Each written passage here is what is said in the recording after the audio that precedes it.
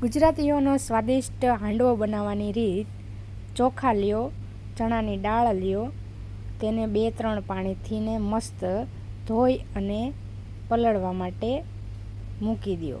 પલાળવા માટે ખાટી છાશનો ઉપયોગ કરવો. છાશ સ્વાદ અનુસાર લેવી. જો તમને ખાટું વધુ ભાવતું હોય તો એકલા છાશમાં પલાળવાની, અને નહીં તો પાણીનો પણ ઉમેરો કરવાનો, અને તેને 3 થી 4 કલાક પલળવા દો, અને વધુ ટાઈમ હોય તો 5 થી 6 કલાક પલળવા દેવી.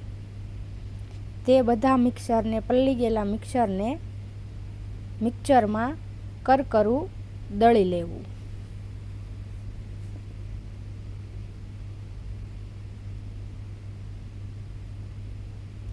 બધું મિક્સર કરકરું દળાઈ જાય પછી તેને આથો લાવવા માટે મૂકી દેવું. પછી તેમાં છીણેલી દૂધી અને તમને જે પણ સબ્જી પસંદ હોય તે નાખવી. પછી તેમાં લસણ, ગોળ, જો તમને ભાવતો હોય તો ખાટું મીઠું ભાવતું હોય તો ગોળ નાખવાનો, નહીંતર ચાલે. મને અહીંયા પસંદ છે એટલે મેં નાખ્યું છે. પછી તેમાં હળદર, સ્વાદ અનુસાર મીઠું,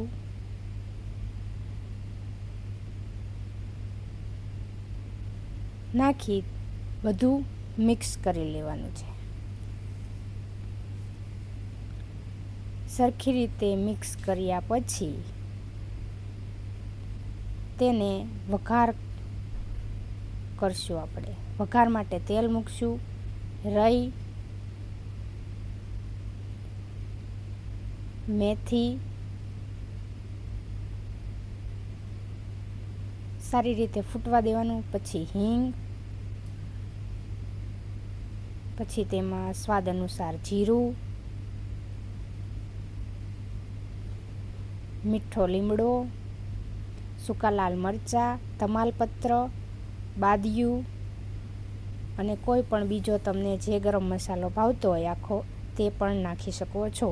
અને ખાસ તલ યાદ રાખવાના. તલ એ મસ્ત સ્વાદ આપે છે વઘારમાં. પછી છેલ્લે તેને લાલ મરચું નાખી તે વઘાર આપણે હાંડવાના મિક્સરમાં નાખી દઈશું. યાદ રાખવાનું છે કે વઘાર ઉપરથી જ નાખવાનો છે. પછી આપણે એક જાડા તળિયાનું લોયું લેશું. તેમાં તેલ નાખશું અને ગેસની ફ્લેમ એકદમ ધીમી રાખીશું.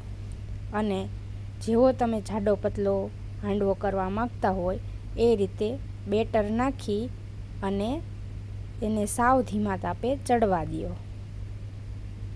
ઉપરથી થોડોક લાલ મરચું પાવડર, જો તીખું ભાવતું હોય તો નાખવાનું, અને તલ ભભરાવાના. તેનાથી ને મસ્ત સ્વાદ આવે છે. યાદ રાખવાનું છે ખાસ કે ગેસની ફ્લેમ સાવ ધીમી રાખવાની છે. એક બાજુ ચડી જાય એટલે એને પલટાવી દેવાનું છે બીજી બાજુ ચેડવવા માટે.